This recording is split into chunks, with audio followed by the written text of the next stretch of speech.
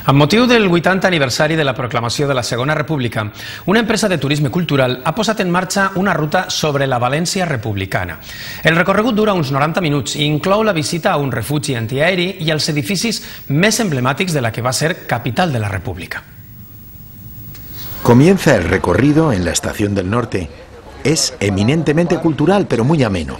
Un grupo de turistas van a ver qué queda todavía de la Valencia de hace 80 años, cuando fue capital de la España republicana.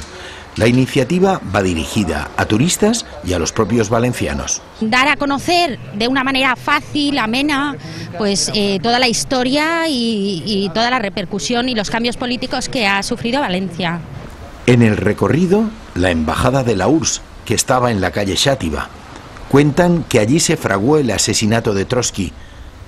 Pero el momento más emocionante llega cuando entramos en el refugio antiaéreo, bajo el patio del Instituto Luis Vives, y se experimenta la angustia que vivieron los valencianos durante los bombardeos de las pavas de Mussolini. Digamos, la persona podría sentirse angustiada.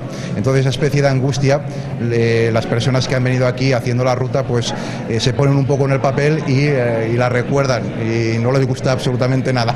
Me siento responsable como país, pero bueno, fue un daño para todos el fascismo, entonces todavía me doy pena por aquellas gentes que ha vivido allí, pero muy interesante esta visita. Y en la visita, hasta antiguos alumnos del instituto acaban sorprendidos. Desconocía la existencia de ese refugio. Me ha parecido realmente espléndido la pequeña historia que nos han contado de la rampa, cómo bajaba y demás. Hombre, y además vuelves a donde estuviste hace ya más de 15 días, por cierto, ¿no? Me ha parecido bien, me parece muy interesante además. Luego, el recorrido continúa describiendo cómo se divertían nuestros abuelos. Aquí estaba el Hollywood, el local de baile más de moda. Continúa con una Valencia sorprendente que no está en las grandes guías ni en las recomendaciones de los turoperadores, pero que rascando un poquito nos deja con la boca abierta. Y es Valencia, sin ir más lejos.